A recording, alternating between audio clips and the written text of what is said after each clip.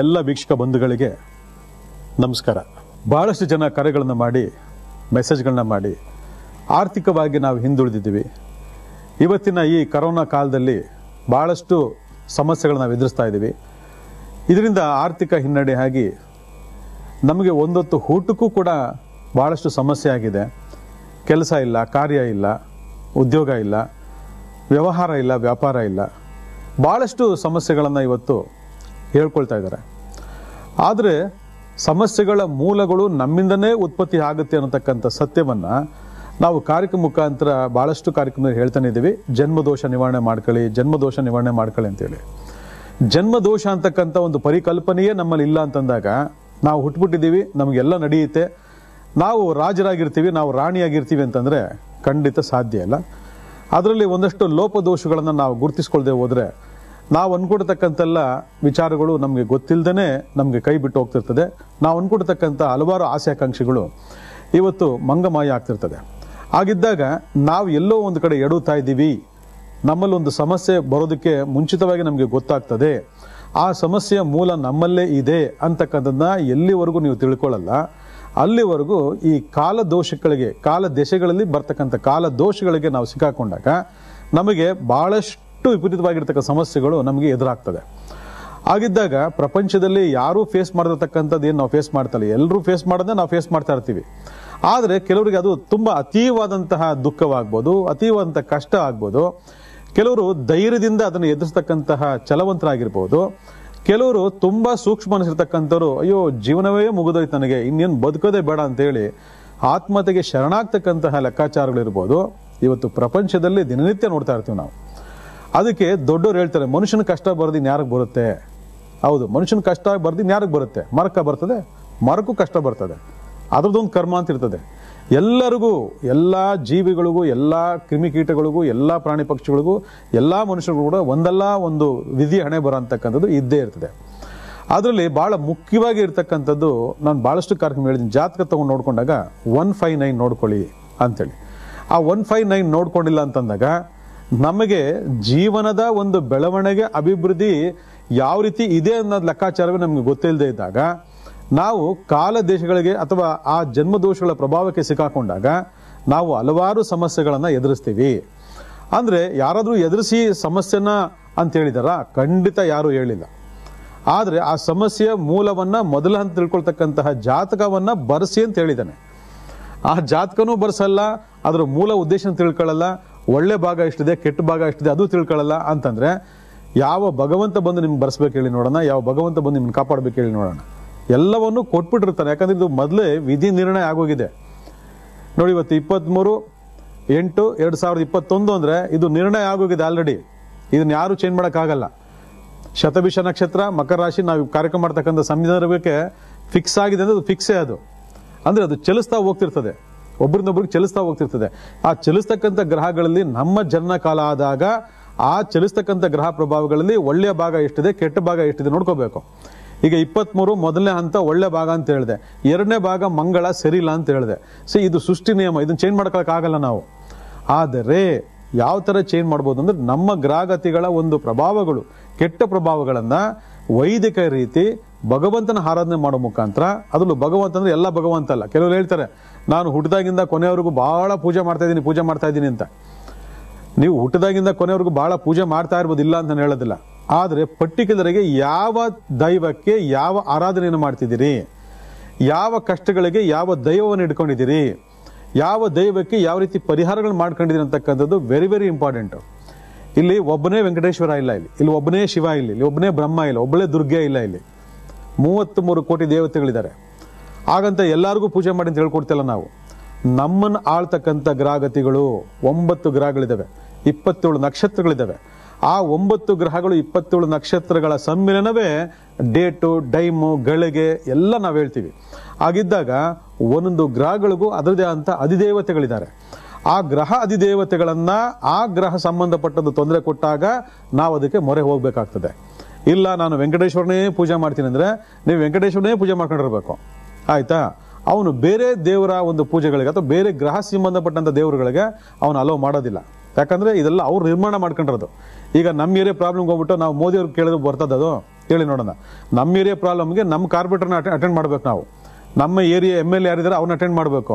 ನಾವು ಬಿಟ್ಟು ಮೋದಿ ಅವರಿಗೆ ಸ್ವಾಮಿ ನಮ್ಮ ಮನೆ ಪ್ರಾಬ್ಲಮ್ ಇದೆ, ನಮ್ಮ ಏರಿಯಾ ಪ್ರಾಬ್ಲಮ್ ಇದೆ ಕೇಳ್ತಾರಾ? ಕೇಳಲ್ಲ. ಹಾಗೆ ದೇವರು ಕೂಡ ಅಷ್ಟೇನೆ, ಮೊದಲೇ ನಿರ್ಮಾಣ ಆಗಿರ್ತಕ್ಕಂಥ ಗ್ರಹಗಳ ಪ್ರಭಾವದಲ್ಲಿ ನಾವು ಆಡಳಿತ ಮಾಡಬೇಕಾಗ್ತದೆ. ಇಲ್ಲಿ ಒಂದೊಂದು ಗ್ರಹಗಳು ಕೂಡ ವಿಶೇಷವಾದಂತಹ ಕಾಲದೇಶಗಳಲ್ಲಿ ನೆಗೆಟಿವ್ ಆಗಿದ್ದಾಗ ನೆಗೆಟಿವ್, ಪಾಸಿಟಿವ್ ಆಗಿದ್ದಾಗ ಪಾಸಿಟಿವ್ ಅಂತಕ್ಕಂತಹ ಪ್ರಭಾವಗಳನ್ನ ನಮ್ಮ ಮೇಲೆ ಬೀರ್ತವೆ. ಆಗಿದ್ದಾಗ ಆ ಪ್ರಭಾವಕ್ಕೆ ಒಳಪಟ್ಟಂತಹ ನಾವುಗಳು ಅದಕ್ಕೆ ಸಂಬಂಧಪಟ್ಟ ಅಧಿದೇವತೆಗಳನ್ನು ಆರಾಧನೆ ಮಾಡಬೇಕೇ ಹೊರತು ನಾನು ವೆಂಕಟೇಶ್ವರ ಸ್ವಾಮಿ ಆರಾಧನೆ ಮಾಡ್ತಾ ಇದ್ದೀನಿ, ನಾನು ಲಕ್ಷ್ಮೀ ನರಸಿಂಹಸ್ವಾಮಿನ ಆರಾಧನೆ ಮಾಡ್ತಾ ಇದ್ದೀನಿ, ನಾನು ಶಿವ ಪರಮಾತ್ಮ ಆರಾಧನೆ ಮಾಡ್ತೀನಿ ಅಂತಂದ್ರೆ ಖಂಡಿತ ಸಾಧ್ಯ ಇಲ್ಲ. ಇದನ್ನ ಬಹಳಷ್ಟು ಜನ ತಪ್ಪುಗಳು ಮಾಡ್ತಿದ್ದೀರಾ. ಯಾವುದೇ ಲೆಕ್ಕಾಚಾರಗಳು ಬಹಳ ವಿಶೇಷವಾಗಿ ಒಂದು ಸಂಖ್ಯೆಯಿಂದ 31 ಸಂಖ್ಯೆ ತನಕ ಇದೆ ಅಂತಂದ್ರೆ ಆ 9 ಗ್ರಹಗಳನ್ನ ಈ ರೀತಿ ವಿಂಗಡಣೆ ಮಾಡಿದ್ದಾರೆ ಅಂತಂದ್ರೆ ಸುಮ್ಮನೆ ವಿಂಗಡಣೆ ಮಾಡಿದ್ದಲ್ಲ, ಅದು ಸುಮ್ಮನೆ ಒಂದು ತಿಂಗಳು ಅಂತ ಮಾಡಿದ್ದಲ್ಲ. ಆಡ್ತಲ್ವಾ? ಸುಮ್ಮನೆ ಒಂದು ನಕ್ಷತ್ರ ಅಂತ ಇಟ್ಕೋಬೋದಾಗಿತ್ತಲ್ಲ. 27 ನಕ್ಷತ್ರ ಯಾಕೆ ಡಿವೈಡ್ ಮಾಡಬೇಕಾಗಿತ್ತು? 30 ಡಿಗ್ರಿ 30 ಡಿಗ್ರಿ 30 ಡಿಗ್ರಿ, ಒಂದೊಂದು ಮನೆಗೂ 30 ಡಿಗ್ರಿಗಳನ್ನ ಯಾಕೆ ವಿಂಗಡಣೆ ಮಾಡಬೇಕಾಗಿತ್ತು? ಇವೆಲ್ಲ ಅರ್ಥ ಮಾಡ್ಕೊಳ್ಳಿ. ಯಾಕಂದ್ರೆ ಬಹಳ ಜನ ಮೊಂಡುವಾದಗಳನ್ನ ಮಾಡ್ತಕ್ಕಂಥದ್ದನ್ನ ಬಹಳ ಜನ ನಮಗೆ ಮೆಸೇಜ್ ಮಾಡಿ ನೋಡಿದ್ದಾರೆ. ನಮ್ಮ ಗಂಡ ಹಾಗೆ, ನಮ್ಮ ಹೆಂಡತಿ ಹೀಗೆ, ನಮ್ಮಮ್ಮ ಹಾಗೆ, ನಮ್ಮಪ್ಪ ಹಿಂಗೆ, ಮೊಂಡುವಾದ. ನೀನೇನ್ ಮಾಡೋದು, ನಾನು ಇರೋದು ಒಂದೇ ದೇವರು, ಅದು ಬಿಟ್ಟು ನಾನು ಯಾರನ್ನೂ ಮಾಡದ ಅಂತ ಲೆಕ್ಕಾಚಾರಗಳು. ಎಲ್ಲಾ ದೇವರು ಕಾಪಾಡ್ತಾರೆ, ಕಾಪಾಡಲ್ಲ ಅಂತ ನಾನು ಹೇಳ್ತಿಲ್ಲ. ನಮ್ಮ ಭಯ ಭಕ್ತಿ ನಡೀತದೆ. ಆದರೆ ಪ್ರಕೃತಿಲಿ ಇರ್ತಕ್ಕಂತಹ ಈ ಲೆಕ್ಕಾಚಾರಗಳನ್ನ ಆ ಲೆಕ್ಕಾಚಾರ ಮುಖಾಂತರನೇ ನಾವು ಮಾರ್ಗೋಪಾಯ ಮಾಡ್ಕೊಂಡಾಗ ನಮಗೆ ಅಲ್ಲಿ ಸಿಗ್ತಕ್ಕಂಥ ಪರಿಹಾರಗಳೇ ಬೇರೆ. ಅದರಿಂದ ನಾವು ಲೆಕ್ಕಾಚಾರ ಮಾಡ್ಕೊಂಡಾಗ ಒಂದೊಂದು ಗ್ರಹಗಳ ಅಧಿದೇವತೆಗಳನ್ನ ನಾವು ನೋಡ್ಕೋಬೇಕು ಅಂದಾಗ ಒಂದೊಂದು ಗ್ರಹಗಳು ನಮಗೆ ನಿರ್ದಿಷ್ಟವಾದಂತಹ ತೊಂದರೆಗಳನ್ನ ಕೊಡ್ತಾ ಹೋಗ್ತವೆ. ಅದೇನು? ಕರ್ಮ ಫಲಗಳು. ಅದು ಕುಟುಂಬ ಸಂಬಂಧಪಟ್ಟ ದೋಷಗಳಾಗಿರ್ಬೋದು, ನಮ್ಮ ಓದ ಜನ್ಮದ ದೋಷಗಳಾಗಿರ್ಬೋದು, ಅಥವಾ ಈಗ ನಡೀತಕ್ಕಂಥ ಕಾಲದೇಶಗಳ ದೋಷಗಳಾಗಿರ್ಬೋದು. ಇವೆಲ್ಲ ನಮ್ಮನ್ನ ಪ್ರಭಾವಿತವಾಗಿ ಕೆಲಸ ಮಾಡ್ತಿರ್ತವೆ. ಇದನ್ನ ಫಸ್ಟ್ ಅರ್ಥ ಮಾಡ್ಕೊಳ್ಳಿ ಎಲ್ರು. ಯಾಕಂದ್ರೆ ತುಂಬಾ ಜನ ಹೆಣ್ಮಕ್ಳು ಕಾಲ್ ಮಾಡಿ ಮೆಸೇಜ್ಗಳು ಮಾಡಿ ನಮ್ಮ ಗಂಡ ನಂಬಲ್ಲ, ನಿಂದೇನು ಗ್ರಹ, ಒಬ್ಬೊಬ್ಬನ ಗ್ರಹ ಹೇಳ್ತಾರೆ, ಒಬ್ಬೊಬ್ಬರು ನಕ್ಷತ್ರ ಹೇಳ್ತಾರೆ, ಎಷ್ಟು ಗ್ರಹ ಪೂಜೆ ಮಾಡ್ತೀಯ, ಎಷ್ಟು ನಕ್ಷತ್ರ ಪೂಜೆ ಮಾಡ್ತೀಯಾ ಅಂತ. ಇಲ್ಲಿ ಬಹಳ ಬಹಳ ಮುಖ್ಯವಾಗಿ ತಿಳ್ಕೊಳ್ತಕ್ಕಂಥದ್ದು, ಅವ್ರು ಬೈದಿದ್ದು ತಪ್ಪಲ್ಲ, ನೀವು ಬೈಸ್ಕೊಂಡಿದ್ದು ತಪ್ಪಲ್ಲ. ಆದ್ರೆ ಇಲ್ಲಿ ಕಾರಣಗಳನ್ನ ಕಂಡು ಹಿಡ್ಕೊಳ್ತಕ್ಕಂಥದ್ದು ನಿಮ್ ತಪ್ಪು. ಯಾಕಂದ್ರೆ ಒಂದು ಸಮಸ್ಯೆ, ಒಂದು ಪ್ರಾಬ್ಲಮ್ ಅಂತ ಬಂದಾಗ ಅದಕ್ಕೆ ನಿರ್ದಿಷ್ಟವಾದಂತ ಕಾರಣ ಹುಡುಕಬೇಕು. ಕಾರಣ ಅಂದ್ರೇನು? 9 ಗ್ರಹ 27 ನಕ್ಷತ್ರ ಅಷ್ಟೇ, ಬೇರೆ ಏನು ಇಲ್ಲ ಅಲ್ಲಿ. ಆ 9 ಗ್ರಹದಲ್ಲಿ ಯಾವ ಗ್ರಹ ಉಚ್ಚವಾಗಿದೆ, ಯಾವ ಗ್ರಹ ನೀಚವಾಗಿದೆ, ಕಾಲ ದೇಶದಲ್ಲಿ ಯಾವ ಗ್ರಹ ನೀಚವಾಗಿದೆ, ಜನ್ಮ ದೋಷದಲ್ಲಿ ನೆಗೆಟಿವ್ ಆಗಿದ್ದು ಕಾಲದೇಶದಲ್ಲಿ ನೆಗೆಟಿವ್ ಆಗಿ ಆ ಪರ್ಟಿಕ್ಯುಲರ್ ಟೈಮ್ ಬಂತು ಅಂದ್ರೆ ಅದು ಆಕ್ಟಿವೇಟ್ ಆಗ್ಬಿಡ್ತದೆ. ಎಕ್ಸಾಂಪಲ್ ತಗೊಂಡ್ರೆ ನಿಮ್ಗೆ ಜನ್ಮ ಶನಿ ಶಾಪ ಇದೆ ಅನ್ಕೊಳ್ಳಿ, ಬೈ ಬರ್ತ್. ನಿಮ್ಗೆ ಶನಿ ದೇಶ ಸ್ಟಾರ್ಟ್ ಆಯ್ತು ಅಂದಾಗ ಇಲ್ಲಿ ಶನಿ ಏನಾಗ್ತಾರೆ? ಆಕ್ಟಿವೇಟ್ ಆಗ್ಬಿಡ್ತಾನೆ. ಶನಿ ಆಕ್ಟಿವೇಟ್ ಆಯ್ತು ಅಂದಾಗ ನೀವು ಯಾವುದೋ ಒಂದು ದೈವನ ಪೂಜೆ ಮಾಡ್ತೀರಿ ರೆಗ್ಯುಲರ್ ಅಂದ್ರೆ ಅದು ವರ್ಕೌಟ್ ಆಗಲ್ಲ. ಅಲ್ಲಿಗೆ ಶನಿ ಆಕ್ಟಿವೇಟ್ ಆಗಿದ್ದಾನೆ ಅಂದ್ರೆ ಒಂದು ಶಿವನನ್ನ ಆರಾಧನೆ ಮಾಡಬೇಕು, ಇಲ್ಲ ಆಂಜನೇಯ ಆರಾಧನೆ ಮಾಡಬೇಕು, ಇಲ್ಲ ಶನಿ ಭಗವಾನ್ನೇ ಆರಾಧನೆ ಮಾಡಬೇಕು. ಈ ತರ ಒಂದು ಲೆಕ್ಕಾಚಾರ ಇರ್ತದೆ. ಈ ಫಾರ್ಮೆಟ್ ಎಲ್ಲ ನಾವು ಹೋಗ್ಬೇಕೇ ಹೊರತು ಇಲ್ಲ ನಾನು ಲಕ್ಷ್ಮೀ ನರಸಿಂಹಸ್ವಾಮಿ ಹಿಡ್ಕೊಂಡ್ಬಿಟ್ಟಿದ್ದೀನಿ ಗಟ್ಟಿಗೆ ಅಂತಂದ್ರೆ, ಲಕ್ಷ್ಮೀ ನರಸಿಂಹಸ್ವಾಮಿ ಬಂದು ಕುಜನ ಅಂಶ ಇರತಕ್ಕಂಥ ದೈವ. ನೋಡಿ, ಒಂದೊಂದು ದೈವಗಳು ಒಂದೊಂದು ಲೆಕ್ಕಾಚಾರದಿದ್ದಾವೆ. ಕುಜನ ಅಂಶ ಇರತಕ್ಕಂಥ ದೈವ, ಆಯ್ತಾ? ಇನ್ನು ಗ್ರಹಗಳ ಲೆಕ್ಕ ತಗೊಂಡಾಗ ವಿಶೇಷವಾಗಿರ್ತಕ್ಕಂಥದ್ದು ಸೂರ್ಯ ಬುಧನ ಸಂಗಮ, ಯಾರು? ಲಕ್ಷ್ಮೀ ನರಸಿಂಹಸ್ವಾಮಿ. ಅಲ್ಲಿಗೆ ನಿಮಗೆ ಸೂರ್ಯನ ಸಂಬಂಧಪಟ್ಟ ದೋಷಗಳು ಅಥವಾ ಬುಧನ ಸಂಬಂಧಪಟ್ಟ ದೋಷ ಬಂದಾಗ ನೀವು ಲಕ್ಷ್ಮೀ ನರಸಿಂಹನ ಆರಾಧನೆ ಮಾಡಿದ್ರೆ ಖಂಡಿತವಾಗಿ ನಿಮ್ಗೆ ಒಳ್ಳೇದಾಗ್ತದೆ. ಯಾಕೆ? ಅವನು ಅಧಿದೇವತೆ ಅವನೇ. ಅದನ್ನ ಬಿಟ್ಬಿಟ್ಟು ಶನಿ ದೇವ್ರಿಗೆ ಹೋಗ್ಬಿಟ್ಟು ನೀವು ಲಕ್ಷ್ಮೀ ನರಸಿಂಹ ಪೂಜೆ ಮಾಡ್ತೀನಿ ನಾನು ಕಂಟಿನ್ಯೂಗೆ, ನಾನೇ ಗುರು, ನನ್ ಬಿಟ್ರೆ ಇನ್ಯಾರು ಇಲ್ಲ, ನನಗೆ ಎಲ್ಲ ಗೊತ್ತು ಅಂತ ನೀವು ಅಲ್ಲಿ ಇಟ್ಕೊಂಡ್ರೆ ಆ ಸ್ವಾಮಿ ಏನ್ ಮಾಡ್ತಾರೆ? ತೆಪ್ಪ ಕೂತ್ಕೊಂಡ್ಬಿಡ್ತಾರೆ. ಯಾಕಂದ್ರೆ ಕರ್ಮ ದೇವತೆ ಅಂತಕ್ಕಂಥನು ಶನಿ ಭಗವಾನ್. ಎಲ್ಲರ ಜೀವನದಲ್ಲೂ ಕೂಡ ಅವ್ನ ಕೆಲಸ ಮಾಡೇ ಮಾಡ್ತಾನೆ. ಇದು ಜಸ್ಟ್ ಎಕ್ಸಾಂಪಲ್ ಅಷ್ಟೇ ನಿಮ್ಗೆ. ಯಾಕಂದ್ರೆ ಶನಿಯ ತೀವ್ರತೆ, ಶನಿಯ ಬಾಧೆಗಳನ್ನ ಪ್ರತಿಯೊಬ್ಬರು ಅನುಭವಿಸ್ತಿರ್ಬೇಕು. ಅದಕ್ಕೆ ನಾನು ವರ್ಷ ದಶಲಿ ಹಿಂದೆ ಹೇಳ್ಬಿಟ್ಟಿದ್ದೆ, ನಾನು 1 ವರ್ಷ ಅನುಭವಿಸ್ಬೇಕು, 7 ವರ್ಷ ಅನುಭವಿಸ್ಬೇಕು ಅಂತೇಳಿ. ಅಲ್ಲಿಗೆ ನಾವು ಆರಾಧನೆ ಮಾಡ್ತಕ್ಕಂಥ ದೈವ ಫಲಗಳು ವಿಶೇಷವಾಗಿ ದೈವದತ್ತವಾಗಿತ್ತು ಅಂದಾಗ ನಮ್ಗೆ ಡೇಟ್ ಆಫ್ ಬರ್ತ್ ಗೊತ್ತಿಲ್ಲ, ನಮ್ಗೆ ಟೈಮಿಂಗ್ಸ್ ಗೊತ್ತಿಲ್ಲ, ನಾವು ಹಳ್ಳಿ ಜನ, ಗ್ರಾಮಾಂತರ, ನಮ್ಮ ಅಪ್ಪ ಅಮ್ಮ ಓದಿಲ್ಲ, ಬರ್ದಿಟ್ಟಿಲ್ಲ, ಈಗ ನಾವು ಏನೋ ಒಂದು ಪ್ರಾಬ್ಲಮ್ ಫೇಸ್ ಮಾಡ್ತಾ ಇದೀವಿ ಅಂತಂದಾಗ ಜನರಲ್ ಆಗಿರ್ತಕ್ಕಂಥ ಒಂದು ಅದ್ಭುತ ಪರಿಹಾರ ಇದೆ. ಏನು ಅದ್ಭುತ ಪರಿಹಾರ ಅಂತಂದ್ರೆ ಇದನ್ನ ಯಾರು ಬೇಕಾದ್ರೂ ಮಾಡ್ಕೋಬಹುದು. ದುಡ್ಡಿರೋರು, ದುಡ್ಡಿಲ್ದಿರೋರು, ಆರ್ಥಿಕ ಸಂಕಷ್ಟ ಇರ್ತಕ್ಕಂಥವ್ರು, ಹಲವಾರು ಸಮಸ್ಯೆ ಹೊತ್ಕೊಂಡಿರ್ತಕ್ಕಂಥವ್ರು, ಜೀವನವೇ ಬೇಡ ಅಂತ ಇರ್ತಕ್ಕಂಥವ್ರು, ಹಲವಾರು ವಿಭಾಗಗಳಲ್ಲಿ ಸೋತಿರ್ತಕ್ಕಂಥವ್ರು. ಈಗ ವೆರಿ ಎಕ್ಸಾಂಪಲ್, ಮಗುಗೆ ಆರೋಗ್ಯ ಸರಿ ಇಲ್ಲ, ಹುಟ್ಟಿದಾಗಿಂದ ಒಂದಲ್ಲ ಒಂದು ಸಮಸ್ಯೆ ಫೇಸ್ ಮಾಡ್ತಾ ಇದೆ, ಏನ್ ಮಾಡೋದು ಅಂತ ಬಹಳ ಜನ ಕೇಳ್ತಿರ್ತೀರ. ಇಲ್ಲ ಎಜುಕೇಶನ್ ಸರಿ ಇಲ್ಲ, ಎಜುಕೇಶನ್ ತೊಂದರೆಗಳಾಗ್ತಾ ಇದೆ, ಪ್ರಾಬ್ಲಮ್ ಆಗ್ತಾ ಇದೆ ಅಂತ ಹೇಳ್ತೀರಾ. ಅಂದ್ರೆ ಒಂದು ಕುಟುಂಬ ಅಂತಂದಾಗ ಆರೋಗ್ಯ, ಎಜುಕೇಶನ್, ಉದ್ಯೋಗ, ವ್ಯವಹಾರ, ವ್ಯಾಪಾರ, ಅದಾದ್ಮೇಲೆ ದಾಂಪತ್ಯ, ಗಂಡ ಹೆಂಡತಿ ಜಗಳ, ಕಿತ್ತಾಟ ಅಥವಾ ಅನ್ಯೋನ್ಯತೆ, ಅಥವಾ ಅದಾದ್ಮೇಲೆ ಅಭಿವೃದ್ಧಿ, ಒಂದು ಸೈಟ್ ತಗೋಬೇಕು, ಒಂದು ಮನೆ ಕಟ್ಟಬೇಕು, ಒಂದು ವಾಹನ ತಗೋಬೇಕು, ಮಕ್ಕಳು ಬೆಳೀತಾ ಇದ್ದಾರೆ, ಅವ್ರಿಗೇನೋ ಒಂದು ದಾರಿ ಮಾಡಬೇಕು. ಈ ರೀತಿ ಹಲವಾರು ವಿಚಿತ್ರಗಳಂತಲ್ಲ, ಹಲವಾರು ಅವಶ್ಯಕತೆಗಳು ಬಹಳ ವಿಶೇಷವಾಗಿ ನಮ್ಮನ್ನು ಕಾಡ್ತಾ ಬರ್ತದೆ. ಆಗ ಹಂತವಾಗಿ ಇಲ್ಲದಕ್ಕೂ ಹೋರಾಟವನ್ನೇ ಮಾಡ್ತಕ್ಕಂಥ ಹಲವಾರು ಜನ ನಮ್ಮಲ್ಲಿದ್ದಾರೆ. ಇಲ್ಲದಕ್ಕೂ ಹೋರಾಟಗಳನ್ನ ಮಾಡ್ತಾರೆ. ಇದು ಎಲ್ಲದಕ್ಕೂ ಎಜುಕೇಶನ್ಗೊಂದು ಹೋರಾಟ ಮಾಡ್ತಾರೆ, ಹೆಲ್ತ್ಗೊಂದು ಹೋರಾಟ ಮಾಡ್ತಾರೆ, ಉದ್ಯೋಗಕ್ಕೊಂದು ಹೋರಾಟ ಮಾಡ್ತಾರೆ, ವ್ಯವಹಾರ ವ್ಯಾಪಾರಕ್ಕೊಂದು ಹೋರಾಟ ಮಾಡ್ತಾರೆ, ದಾಂಪತ್ಯಕ್ಕೊಂದು ಹೋರಾಟ ಶುರು ಆಗ್ತದೆ ಮನೆಯಲ್ಲಿ. ಈ ರೀತಿ ಎಲ್ಲವೂ ಜೀವನದಲ್ಲಿ ಹೋರಾಟಮಯ ಆಗ್ಬಿಟ್ರೆ ನೆಮ್ಮದಿ, ಸುಖ, ಶಾಂತಿ ಎಲ್ಲಿಂದ ನೋಡೋದು? ಆಗಿದ್ದಾಗ ಇದು ಅನುಭವಿಸ್ಬೇಕು ಅಂತ ಅರ್ಥ ಅಲ್ಲ. ಅನುಭವಕ್ಕೆ ಬರ್ತಕ್ಕಂತಹ ಕಾಲ ದೋಷಗಳು ಅಥವಾ ನಿಮ್ಮ ಜನ್ಮದಲ್ಲಿರ್ತಕ್ಕಂಥ ದೋಷಗಳು ನಿಮ್ಮನ್ನ ಪ್ರಭಾವಿತವಾಗಿ ಕೆಲಸ ಮಾಡ್ತಿರ್ತದೆ. ಆಗಿದ್ದಾಗ ನಾನು ಡೇಟ್ ಆಫ್ ಬರ್ತ್ ಗೊತ್ತಿಲ್ಲ, ಟೈಮ್ ಗೊತ್ತಿಲ್ಲ, ನನಗೇನು ಜಾತಕ ಇಲ್ಲ ಅಂತಂದಾಗ ಇವತ್ತು ನಾವು ಹೇಳ್ಕೊಡ್ತಕ್ಕಂಥ ಈ ಅದ್ಭುತ ಪರಿಹಾರವನ್ನ ನೀವೆಲ್ಲರೂ ಮಾಡ್ಕೋಬಹುದು. ಯಾಕಂದ್ರೆ ಇಲ್ಲಿವರೆಗೂ ನಾವು ಕಾರಣಗಳನ್ನ, ವಿಚಾರಗಳನ್ನ ಮಂಡನೆ ಮಾಡ್ತಿದ್ವಿ, ನೀವೆಲ್ಲ ಅದ್ಭುತ ಮೆಚ್ಕೊಂಡಿದ್ದೀರಿ. ಆದರೆ ಈ ತಂತ್ರ ಇದೆಯಲ್ವಾ, ಇವತ್ತು ಹೇಳೋ ತಂತ್ರ ಇದೆಯಲ್ವಾ, ಪ್ರತಿಯೊಬ್ಬರು ಮಾಡಿ. ಇದಕ್ಕೆ ದುಡ್ಡು ಖರ್ಚಾಗಲ್ಲ, ಏನು ಖರ್ಚಾಗಲ್ಲ, ಆಯ್ತಾ? ಆದ್ರೆ ಇಲ್ಲಿ ನಮ್ಮ ಮನಸ್ಥಿತಿಗಳಲ್ಲಿ ಒಂದು ನಂಬಿಕೆ, ಒಂದು ವಿಶ್ವಾಸ, ಒಂದು ಭಕ್ತಿ ಇರಬೇಕು. ನಮ್ಮಲ್ಲೂ ಒಂದು ವಿಶ್ವಾಸ ಇಟ್ಕೊಂಡು ದೇವ್ರು ಇವತ್ತು ಒಳ್ಳೇದು ಮಾಡ್ತಾನೆ, ನಾಳೆ ಒಳ್ಳೇದು ಮಾಡ್ತಾನೆ, ಇಂತಹ ಕಾರ್ಯಕ್ರಮಗಳು ನೋಡ್ಕೊಂಡಾಗ ನಾವು ಸಾಕಷ್ಟು ವಿಶ್ವಾಸ ಇಟ್ಕೋಬಹುದು, ನಂಬಿಕೆ ಇಟ್ಕೋಬಹುದು. ನನ್ನಲ್ಲೂ ಬದುಕ್ತಕ್ಕಂಥ ಒಂದು ಚೈತನ್ಯ ಬರುತ್ತೆ ಅಂತ ತಿಳ್ಕೋಬಹುದು. ಅಥವಾ ನಾವು ಹೇಳ್ಕೊಡ್ತಕ್ಕಂಥ ಹಲವಾರು ತಂತ್ರಗಳನ್ನ ನಿಮ್ಮ ಜೀವನ ಅಳವಡಿಸ್ಕೊಂಡು ಒಂದು ವಿಶ್ವಾಸ ಬಂದ ಮೇಲೆ, ಅನುಭವ ಬಂದ ಮೇಲೆ ಅದನ್ನು ನೂರಾರು ಜನಕ್ಕೆ ಸಾವಿರಾರು ಹೇಳ್ತಕ್ಕಂಥ ಒಂದು ಮನಸ್ಥಿತಿಯನ್ನ ನೀವು ಮಾಡ್ಕೋಬೇಕು. ಆಗ ಎಷ್ಟೋ ಜನಗಳು ಈ ತರ ನರಳಿಸಿದಾಗ ಅವ್ರೆಲ್ಲರೂ ಕೂಡ ಒಂದು ಉಪಯೋಗ ಆಗೇ ಆಗ್ತದೆ. ಇದ್ಯಾವುದು ಬರೀ ಕಣ್ಕಟ್ಟು, ಮೋಸ, ಮಂಚಿನ ಅವೆಲ್ಲ ಯಾವುದೂ ಅಲ್ಲ. ಇದು ಭಕ್ತಿ ಪ್ರಧಾನವಾಗಿರತಕ್ಕಂಥ ವೈದಿಕ ತಂತ್ರ ಪ್ರಯೋಗಗಳು. ಅದನ್ನ ನಾವು ಭಕ್ತಿಯಿಂದನೇ ಮಾಡ್ಕೊಳ್ತಕ್ಕಂತಹ ಒಂದು ವಿಚಾರವನ್ನ ನಮ್ಮ ಇಂದಿನ ಋಷಿ ಮುನಿಗಳು ಕೊಟ್ಟು ಹೋಗಿದ್ದಾರೆ. ನಮಗದು ಗೊತ್ತಿಲ್ಲ, ಯಾಕಂದ್ರೆ ಕರ್ಮದೋಷ ಒಳಗಾಗಿದ್ದೀವಿ, ನಾವು ಸಿಗಾಕೊಂಡಿದೀವಿ. ಇದು ವಿಧಿ ಕರ್ಮ, ಎಲ್ಲರೂ ಅನುಭವಿಸ್ಲೇಬೇಕು ಇದನ್ನ. ಆದರೆ ಮುಂಚಿತವಾಗಿ ನೋಡ್ಕೊಂಡು ಅದ್ರ ಕರೆಕ್ಷನ್ಸ್ ಮಾಡ್ಕೊಂಡ್ಬಿಟ್ರೆ ನಮ್ಗೆ ಯಾವ ತೊಂದರೆನೂ ಬರಲ್ಲ, ಇದು ಬರಲ್ಲ. ಅದಕ್ಕೆ ಮಕ್ಕಳಿಗೆ ಜಾತಕ ಬರೆಸಿ, ಮಕ್ಕಳಾದ್ರೂ ಮುಂದೆ ಚೆನ್ನಾಗಿರ್ಲಿ, ಸುಖವಾಗಿರ್ಲಿ, ನಮ್ದೆಲ್ಲ ಮುಗೀತು ಅಂತಕ್ಕಂಥ ಲೆಕ್ಕಾಚಾರಗಳನ್ನ ನಾವು ಅಂದ್ಕೊಂಡಿದ್ರು ಕೂಡ ಅದು ನಾವು ಕೂಡ ಈ ಜನ್ಮ ಸರಿ ಮಾಡ್ಕೋಬಹುದು, ಎಷ್ಟೇ ಆಗಿರ್ಲಿ. ಇವತ್ತು ನಾನು ಹೇಳ್ಕೊಡ್ತಕ್ಕಂಥ ಪರಿಹಾರಕ್ಕೆ ವಯಸ್ಸಿನ ಒಂದು ಅಂತರ ಇಲ್ವೇ ಇಲ್ಲ. ಯಾವುದೇ ವಯಸ್ಸಿರೋರು, ಎಂಥದ್ದೇ ಸ್ಥಿತಿಲಿ ಇರ್ತಕ್ಕಂಥವ್ರು ನೀವು ಧಾರಾಳ ಮಾಡ್ಕೊಳ್ಬಹುದು.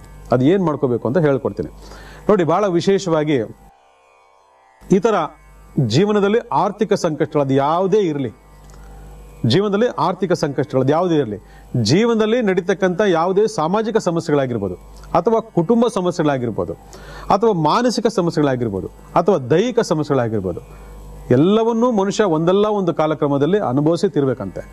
ಇಂಥ ಒಂದು ಸಮಸ್ಯೆಗಳನ್ನ ನೀವೇನಾದ್ರೂ ಅನುಭವಿಸ್ತಿದ್ದ ಪಕ್ಷದಲ್ಲಿ ನಿರಾಶೆ, ಹತಾಶೆ, ದುಃಖವನ್ನು ಪಟ್ಕೊಂಡಿದ್ರೆ ನೀವೇನು ಚಿಂತೆ ಮಾಡೋದು ಬೇಡ.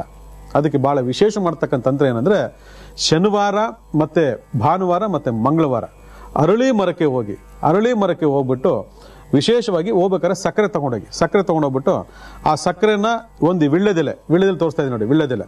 ಆ ವಿಳ್ಳೆದೆಲೆಯಿಂದ ನೀವೇನ್ ಮಾಡ್ಬೇಕು, ಆ ಸಕ್ಕರೆನ ಎತ್ಕೊಂಡು ಅರಳಿ ಮರದ ಬುಡಕ್ಕೆ ಹಾಕ್ಬಿಟ್ಟು 9 ಪ್ರದಕ್ಷಿಣೆ ಮಾಡಿ ಬರಬೇಕು. ಇದನ್ನ ಯಾವಾಗ ಮಾಡ್ಬೇಕು ಅಂದ್ರೆ ಶನಿವಾರ ಮತ್ತೆ ಭಾನುವಾರ ಮತ್ತೆ ಮಂಗಳವಾರ 3 ದಿವಸ ವಾರದಲ್ಲಿ ಇಷ್ಟು ಮಾಡಿ ಅದ್ಭುತವಾಗಿರ್ತಕ್ಕಂಥ ಪರಿಹಾರ ಆಗ್ತದೆ, ಒಳ್ಳೇದಾಗ್ತದೆ. ಅಕ್ಷಯ ಪಾತ್ರೆ ಅಂತಂದ್ರೆ ಎಲ್ರಿಗೂ ಕಿವಿ ನೆಟ್ಟಗ ಹೋಗಿದೆ. ಏನಪ್ಪ ಇದು ಅಕ್ಷಯ ಪಾತ್ರೆ, ಅಯ್ಯೋ ನಮ್ಮನೆಗೆ ಒಂದು ಕೊಟ್ಬಿಟ್ರೆ ನಮ್ಗೆ ಬೇಕಾಗಿದ್ದೆಲ್ಲ ಪಡ್ಕೋಬೋದಲ್ಲ ಅಂತ. ಯಾಕಂದ್ರೆ ಸಿನಿಮಾಗಳಲ್ಲಿ, ಟಿವಿಗಳಲ್ಲಿ ನೋಡಿ ನಮ್ಗೆ ಇದು ಚೆನ್ನಾಗಿತ್ತ ಅನ್ಕೊಳ್ತೀರಾ. ಆದ್ರೆ ನಾವು ತೋರಿಸೋ ಅಕ್ಷಯ ಪಾತ್ರೆ ಸಿನಿಮಾದು ಅಲ್ಲ, ಟಿವಿದು ಅಲ್ಲ. ನಾವು ತೋರಿಸೋ ಅಕ್ಷಯ ಪಾತ್ರೆ ದೈವಿಕವಾದಂಥ ಅಕ್ಷಯ ಪಾತ್ರೆ. ಅದನ್ನ ನೀವೇ ಮನೆಯಲ್ಲಿ ಉತ್ಪತ್ತಿ ಮಾಡ್ಕೋಬಹುದು. ಇದರಿಂದ ಏನೇನು ಉಪಯೋಗ ಆಗುತ್ತೆ ನೋಡಿ. ಬಹಳ ಜನ ಹೇಳ್ತಾರೆ, ತುಂಬಾ ಕಷ್ಟಪಟ್ಟು ಸಂಪಾದನೆ ಮಾಡ್ತೀನಿ, 1 ರೂಪಾಯಿ ಮನೇಲಿ ನಿಲ್ಲೋದಿಲ್ಲ, ಕೈಯಲ್ಲಿ ನಿಲ್ಲೋದಿಲ್ಲ, ಏನೇನಕ್ಕೋ ವೇ ಆಗ್ತದೆ, ಏನೋ ಖರ್ಚಾಗ್ತದೆ, 100 ರೂಪಾಯಿ ಬಂದ್ರೆ ಅದು 1000 ರೂಪಾಯಿ ಖರ್ಚು ಕಾಯ್ಕೊಂಡಿರ್ತದೆ ಅಂತ ಹೇಳಿ. ಅಥವಾ ಯಾವ್ದನ್ನ ದುಡ್ಡು ಬರುತ್ತೆ ಅಂದ್ರೆ ಅದು ಇಮ್ಮಿಡಿಯೇಟ್ ಆಗಿ ಏನೋ ಒಂದು ಪ್ರಾಬ್ಲಮ್ಸ್ಗಳು ಕಾಯ್ಕೊಂಡಿರುತ್ತೆ, ಆ ಪ್ರಾಬ್ಲಮ್ಸ್ ಒಳಗೆ ಖರ್ಚಾಗಿ ಹೋಗ್ತದೆ ಅಂತ. ನಮ್ಮ ಮನೇಲಿ ಹಣನೇ ಉಳಿತಾ ಇಲ್ಲ ಅಂತ ಬಹಳ ಜನ ಮಾತಾಡ್ತಾರೆ. ಅಥವಾ ಸ್ಯಾಲ್ರಿಡ್ ಆಗಿದೆ ಅಂದ್ರೆ ಅಟ್ಲೀಸ್ಟ್ ಅಷ್ಟೋ ಇಷ್ಟು ಏನಾದ್ರು ಮಿಕ್ಸ್ಬಿಟ್ಟು ಏನಾದ್ರು ಒಂಚೂರು ಮಾಡ್ಕೊಳ್ಳೋಣ ಮುಂದೆ ಅಂತಂದ್ರೆ ಆ ಸ್ಯಾಲ್ರಿ ಬರೋ ಅಷ್ಟರಲ್ಲಿ ಏನೋ ಒಂದು ಕೂಡ ಹಾಕಿರ್ತೀವಿ. ಬಟ್ ಅದು ಎಂಡಿಂಗ್ ಸ್ಟೇಜ್ ಬಂದ ತಕ್ಷಣ ಎಲ್ಲ ಖಾಲಿ ಆಗ್ಬಿಟ್ಟು ಮತ್ತೆ ಸಾಲ ಮಾಡ್ಕೊಂಡ್ಬಿಟ್ಟಿರ್ತೀವಿ ಅಂತೇಳಿ ಇವತ್ತು ಬಹಳ ಜನ ಹೇಳ್ತಿರ್ತೀರ. ಕಾರಣ ಏನು ಅಂತಂದ್ರೆ ಅದು ನಿಮ್ಮ ಜನ್ಮದೋಷಗಳಿರ್ತಕ್ಕಂತಹ ಪ್ರಭಾವಗಳಾಗಿರ್ಬೋದು, ಅಥವಾ ಭೂಮಿ ದೋಷತಕ್ಕಂಥ ಪ್ರಭಾವಗಳಾಗಿರ್ಬೋದು, ಅಥವಾ ಕಟ್ಟಡ ನಿರ್ಮಾಣದಾಗ್ತಕ್ಕಂಥ ದೋಷಗಳಾಗಿರ್ಬೋದು. ಈ 3 ಭಾಗದಲ್ಲಿ ನಿರ್ದಿಷ್ಟವಾದಂಥ ಕಾರಣ ಸಿಗುತ್ತೆ, ಸಿಗಲು ಸಾಧ್ಯನೇ ಇಲ್ಲ. ಯಾಕಂದ್ರೆ ಶನಿ ಕೇತು, ಶನಿ ರಾಹು ಸಂಬಂಧಪಟ್ಟ ಲೆಕ್ಕಾಚಾರ ತಗೊಂಡಾಗ ಅಲ್ಲಿಗೆ ಶುಕ್ರ ಕೇತು, ಶುಕ್ರ ರಾಹು ಈ ರೀತಿ ಸಂಬಂಧಗಳು ಬಂದಾಗ ಗುರು ಕೇತು, ಗುರು ಶನಿ ಕೇತು, ಗುರು ಶನಿ ರಾಹು ಅಂತಕ್ಕಂಥ ಕಾಂಬಿನೇಷನ್ ಬಂದಾಗ ಇಲ್ಲಿ ವಿಶೇಷವಾಗಿ ನಾವು ಇಂಥ ಪ್ರಾಬ್ಲಮ್ಗಳನ್ನ ಫೇಸ್ ಮಾಡ್ತಾ ಇರ್ತೀವಿ. ಅದಕ್ಕೆ ಇಂಥವ್ರ ಕೈನಲ್ಲಿ ಎಷ್ಟೇ ಹಣ ಬಂದರೂ ಕೂಡ ಉಳಿಯಲ್ಲ. ಹಣ ಬರೋ ಯೋಗ ಇರ್ತೈತೆ, ಹಣ ಹೋಗೋ ಯೋಗನೂ ಇರ್ತೈತೆ. ಅಲ್ಲಿಗೆ ಆ ಹಣ ಹೋಗೋಂಥ ಯೋಗವನ್ನ ನಾವು ವೈದಿಕ ಕರ್ಮ ಮುಖಾಂತರ ಕಳ್ಕೋಬೇಕು. ಇದನ್ನು ನಾವು ಜನ್ಮದೋಷ ಅಂತ ಕರಿತೀವಿ. ಆದ್ರೂ ಕೂಡ ನೀವೆಲ್ಲ ಕೇಳ್ತಿದ್ರ, ಬಹಳಷ್ಟು ಜನ ಮೆಸೇಜ್ ಮಾಡ್ಕೊಳ್ತಿದ್ರ ನಮ್ಮಲ್ಲಿ ದುಡ್ಡು ಉಳಿಬೇಕಂತ, ಏನೋ ಮಾಡಬೇಕು ಅಂತ. ಅದಕ್ಕೆ ನಿಮ್ಗೆಲ್ಲ ಹೇಳ್ಕೊಡೋದಕ್ಕೆ ನಾನೊಂದು ಅಕ್ಷಯ ಪಾತ್ರ ತಗೊಂಡು ಬಂದಿದ್ದೇನೆ. ಅಕ್ಷಯ ಪಾತ್ರ ತಗೊಂಡಾಗ ಫಸ್ಟ್ ನೀವು ಮಾಡ್ಬೇಕಾದ್ರೆ ಕೆಲಸ ಏನಪ್ಪಾ ಅಂತಂದ್ರೆ, ಒಂದು ಮಡಕೆಯನ್ನು ತಗೋಬೇಕು. ನೀವು ಮಡಕೆ ನಿಮ್ಗೆ ಯಾವ ಸೈಜ್ ಬೇಕಾ ತಗೊಳ್ಳಿ. ಏನು ಈ ಮಡಕೆನೇ, ಈ ಮಡಕೆ ಕುಡಿಕೆ ಅಂತ ಏನ್ ಹೇಳ್ತೀವಿ, ಇದೇ ಅಕ್ಷಯ ಪಾತ್ರೆ. ಇದು ಮಣ್ಣಿನಿಂದ ಮಾಡಲ್ಪಟ್ಟಿದೆ, ಬೇರೆ ಯಾವುದೇ ರೀತಿಯಾದಂತಹ ಒಂದು ಲೆಕ್ಕಾಚಾರ ಇಲ್ಲ ಇದರಲ್ಲಿ. ಇದು ಮಣ್ಣಿಂದ ಮಾಡಲ್ಪಟ್ಟಿರಬೇಕು. ಆ ಮಡಕೆ ಅಥವಾ ಕುಡಿಕೆ ಆಗಿರ್ಬೇಕು. ಈ ಮಡಕೆ ಅಥವಾ ಕುಡಿಕೆಗೆ ಏನ್ ಮಾಡಬೇಕು ಬಹಳ ವಿಶೇಷವಾಗಿ ಅಂತಂದ್ರೆ, ಮೊದಲು ಏನ್ ಮಾಡಬೇಕು ಅಂತಂದ್ರೆ, ನೀವು ಈ ಮಡಕೆ ತಗೊಂಡು ಬಂದು ನೀರಿನಲ್ಲಿ, ಒಳ್ಳೆ ನೀರಲ್ಲಿ ಚೆನ್ನಾಗಿ ತೊಳೆದ್ಬಿಟ್ಟು ಇದ್ರ ಸುತ್ತ ನೀವು ಅರಿಶಿನ ಹಾಕಬೇಕು. ನೋಡಿ, ನಾನು ಹಾಕಿದ್ದೀನಿ, ಸ್ವಲ್ಪ ಕಾಣಿಸ್ತಾ ಇದೆಯೋ, ರಿಜಿಸ್ಟರ್ ಆಗ್ತಾ ಇದೆ. ಈ ಅರಿಶಿನವನ್ನ ಕ್ಲೀನ್ ಆಗಿ ನೀವು ಹಾಕೋಬೇಕು. ಇದೆಲ್ಲ ಹಾಕೊಂಡಾದ್ಮೇಲೆ ವಿಶೇಷವಾಗಿ ಇದ್ರ ಮೇಲೆ ನೀವೇನ್ ಮಾಡಬೇಕು, ಶ್ರೀಮ್ ಅಂತಕ್ಕಂಥ ಒಂದು ಹೆಸರು ಬರೀಬೇಕು. ಶ್ರೀಮ್ ಅಂದ್ರೆ ನಿಮ್ಗೆ ಗೊತ್ತಿರಬೇಕು, ಮಹಾಲಕ್ಷ್ಮಿಯ ಬೀಜಾಕ್ಷರ ಮಂತ್ರ. ಈ ಶ್ರೀಮ್ ಅಂತಕ್ಕಂಥ ಬರೆದ್ಬಿಟ್ಟು ಫಸ್ಟ್ ಏನ್ ಮಾಡ್ಬೇಕು ಅಂತಂದ್ರೆ, ನೀವು ಉಪ್ಪು ಹಾಕೋಬೇಕು. ಇದು ತುಂಬಾ ನೀವೇನ್ ಮಾಡ್ಬೇಕು, ಉಪ್ಪು ಹಾಕ್ಬೇಕು. ಉಪ್ಪು ಹಾಕೊಳ್ಳಿ. ಫಸ್ಟ್ ಏನ್ ಮಾಡ್ಬೇಕು, ಉಪ್ಪು ಹಾಕೊಳ್ಳಿ. ಉಪ್ಪು ಹಾಕೊಂಡು, ಉಪ್ಪು ಹಾಕಿದ್ಮೇಲೆ ನೀವೊಂದು ಕೆಂಪು ಬಟ್ಟೆ ತಗೊಳ್ಳಿ. ಕೆಂಪು ಬಟ್ಟೆ ತಗೊಂಡು ಇದ್ರ ಮೇಲೆ ಒಳಗಡೆಗೆ ಹಾಕಿ. ಇದನ್ನ ಒಳಗಡೆಗೆ ಹಾಕಿ. ಇದನ್ನ ಒಳಗಡೆಗೆ ಹಾಕಾದ್ಮೇಲೆ ಬಹಳ ವಿಶೇಷವಾಗಿ ನೀವೇನ್ ಮಾಡಬೇಕು, ಪಚ್ಚೆ ಕರ್ಪೂರ, ಏಲಕ್ಕಿ, ಸೊಂಪು ಮತ್ತೆ ಲವಂಗ, ಈ 4 ವಸ್ತುಗಳನ್ನ ಇದರಲ್ಲಿ ಹಾಕಿ ನೀವೇನ್ ಮಾಡಬೇಕು, ಇದ್ರ ಮೇಲೆ ಒಂದು ಮುಚ್ಚಳ ಹಾಕಿ ನಿಮ್ಮ ಕ್ಯಾಶ್ ಬಾಕ್ಸ್ ಎಲ್ಲಿದೆ ಆ ಕ್ಯಾಶ್ ಬಾಕ್ಸ್ ಅಲ್ಲಿ ಇಟ್ಟುಬಿಟ್ಟು, ನಿಮಗೆ ಪ್ರತಿ ಸರಿ ಬರ್ತಕ್ಕಂತಹ ಯಾವ್ದಾದ್ರೂ ಒಂದು ಹಣವನ್ನ ಇದ್ರಲ್ಲಿ ಹಾಕ್ತಾ ಬರಬೇಕು. ಇದ್ರಲ್ಲಿ ಆಗ್ತಾ ಬಂದೇನಾಗತ್ತೆ ಅಂದ್ರೆ, ಈ 4-5 ದೈವಿಕ ಶಕ್ತಿಗಳು ನಿಮ್ಮ ಹಣನ ಪೋಲಾಗೋದಕ್ಕೆ ಬಿಡೋದಿಲ್ಲ. ಯಾಕಂದ್ರೆ ಇವೆಲ್ಲ ಶುಕ್ರನ ಅಂಶಗಳು. ಶುಕ್ರನ ಒಂದು ಮಡಿಕೆಯಲ್ಲಿ ಶುಕ್ರನ ಅಂಶಗಳನ್ನ ಇಟ್ಕೊಂಡು, ಶುಕ್ರ ಅಂತಕ್ಕಂಥ ದುಡ್ಡು ಹಣವನ್ನ ನಾವು ಇಲ್ಲಿ ಇಟ್ಟಾಗ ಅದು ಯಾವುದೇ ರೀತಿ ಪೋಲಾಗೋದಿಲ್ಲ. ನೀವು ಇಲ್ಲಿ ಹಾಕಿರ್ತಕ್ಕ ಹಣ ಏನಾಗುತ್ತೆ, ದ್ವಿಗುಣ ಆಗ್ತಾನೇ ಹೋಗುತ್ತೆ. ಆಗ್ತಾ ಇರ್ತೀರಾ, ದ್ವಿಗುಣ ಆಗ್ತಾ ಹೋಗುತ್ತೆ, ಖರ್ಚಾಗಲ್ಲ. ಇದು ಬಹಳ ಅದ್ಭುತವಾಗಿರ್ತಕ್ಕಂಥ ತಂತ್ರ. ಇದನ್ನ ಮಾಡ್ಕೊಳ್ಳಿ. ಹಾಗೆ ಒಡವೆನೂ ಕೂಡ ಇದ್ರೊಳಗಡೆ ಹಾಕ್ತಾ ಬಂದ್ರೆ ನಿಮ್ಮ ಒಡವೆ ನಿಮ್ಮ ಮನೆ ಬಿಟ್ಟು ಎಲ್ಲೂ ಆಚೆ ಹೋಗೋದಿಲ್ಲ. ಆಯ್ತಲ್ಲ, ಅದು ಎಂಥದೇ ಆಗಲಿ, ಬೆಳ್ಳಿ, ಬಂಗಾರ, ವಜ್ರ, ವೈಡೂರು ಏನೇ ಆಗಿರಲಿ, ಎಲ್ಲ ಇದಲ್ಲಿಟ್ಟು ಅಂದ್ರೆ ಸುರಕ್ಷಿತವಾಗಿ ನಿಮ್ಮನ್ನು ಕಾಪಾಡ್ತದೆ ಈ ಅಕ್ಷಯ ಪಾತ್ರೆ. ಇದಕ್ಕೆ ಶುಕ್ರವಾರ ಧೂಪ, ದೀಪ, ನೈವೇದ್ಯ, ಪೂಜೆಗಳನ್ನು ಮಾಡ್ತಾ ಬಂದ್ರೆ ನಿಮ್ಮ ಮನೇಲಿ ಸದಾಕಾಲ ಮಹಾಲಕ್ಷ್ಮಿ ಈ ಅಕ್ಷಯ ಪಾತ್ರೆ ಮುಖಾಂತರ ನಿಮ್ಮ ಮನೇಲಿ ಉಳ್ಕೊಳ್ತಾಳೆ. ಇದನ್ನ ಮಾಡ್ಕೊಳ್ಳಿ. ಎಲ್ರಿಗೂ ಒಳ್ಳೇದಾಗ್ಲಿ.